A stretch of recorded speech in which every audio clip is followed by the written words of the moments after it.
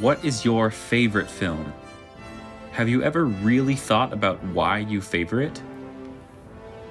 I'd argue that a film's music plays a much more important role in someone enjoying the work as a whole than they may think.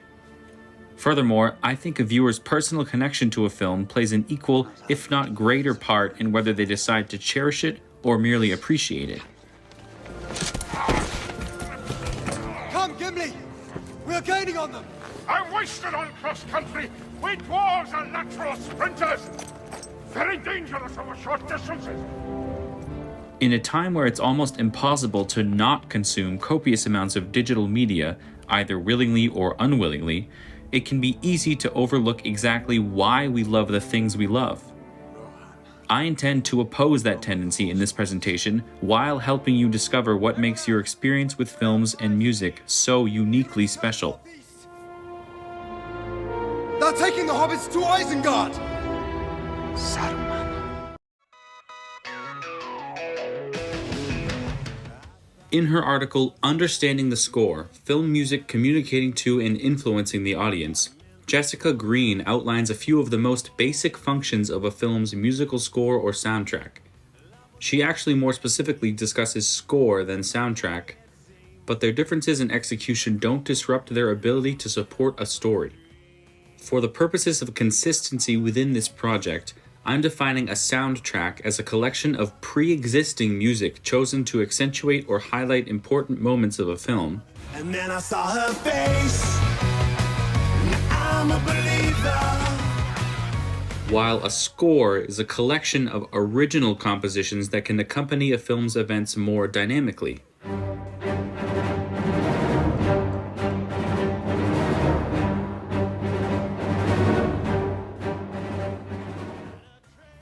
This distinction is significant, but again, neither has a more innate ability to amplify the listening experience than the other. They are simply different mediums through which filmmakers can convey their stories.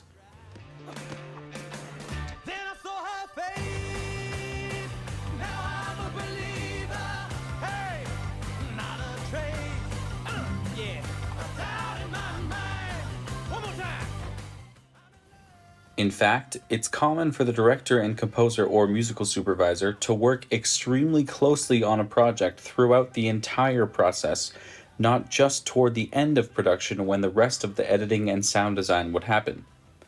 If nothing else, this proves how integral of a part music can play in creating a cohesive, digestible piece of art. Shrek and Star Wars are together an excellent example of how a score and soundtrack can both be expertly crafted to propel a story and its characters into cinematic stardom. Or Shrekdom. You pick.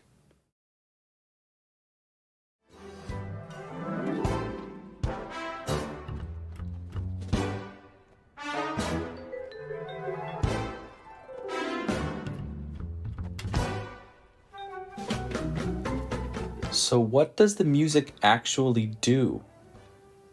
Firstly, a film's music can convey emotion. Big surprise. But it often happens a lot more subtly than we realize, and one could argue it's those times that the desired emotions are conveyed most effectively. A film's music also has the power to suggest a theme or connection between elements of a story. There are countless moments in popular movies where the score reveals something about the story to the viewer either before the characters know it, or even before we as the viewer do. Warning, major Harry Potter spoilers ahead. In the story, a lot of you probably know that Professor Snape had an affection for Lily Potter, Harry's mom. Did you know that the piece of music most directly paired with Snape's character is titled Lily's Theme? Here's a little bit of that.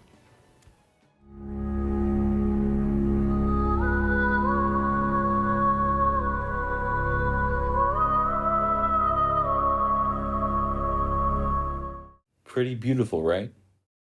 The second and only other time we hear the theme in its entirety like this is during Snape's final moments while confessing to Harry his love for Lily. Look at me. You have your mother's eyes.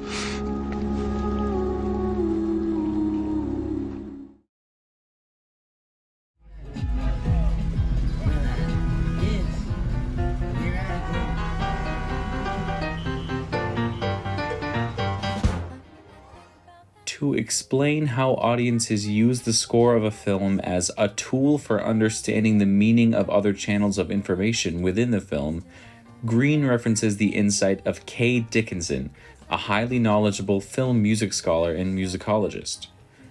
Dickinson claims that although the majority of filmgoers wouldn't be able to tell you much about even their most favorite movie score, they would probably feel frustratedly disconnected from a film's characters and plot if the music was omitted from their viewing.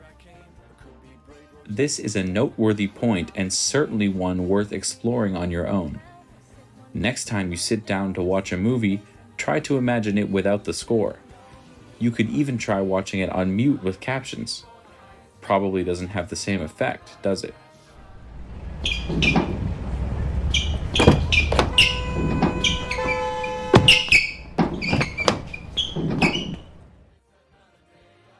Jessica Green's analysis of what a score does for a film and the many ways it can be used is exceptional, so I highly encourage you to read the full article after this video.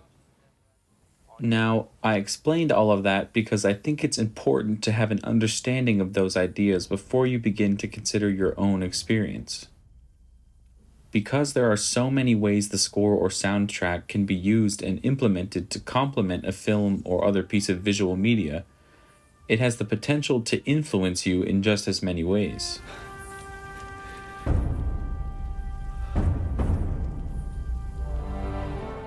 Instead of thinking back to your favorite film overall, now consider your favorite soundtrack or score.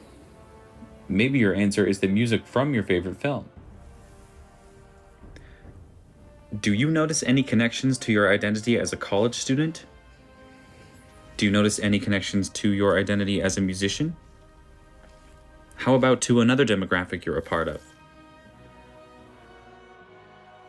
In the survey I sent out to my peers, one person explained how their identity as part of the LGBT community has deeply influenced their love for art and what music they prefer in media.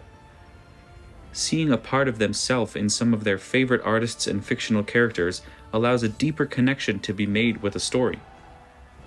Music has always been an outlet for members of marginalized communities, and in a world like ours, it's a wonderful thing when someone can feel comfortable indulging their passions in this way. Avengers!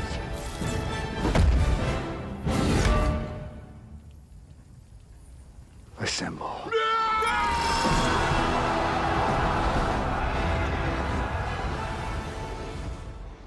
Another person described their autism diagnosis and how that has influenced which genres of music and which specific works they resonate with. Neurodivergent stories such as that of Broadway's Be More Chill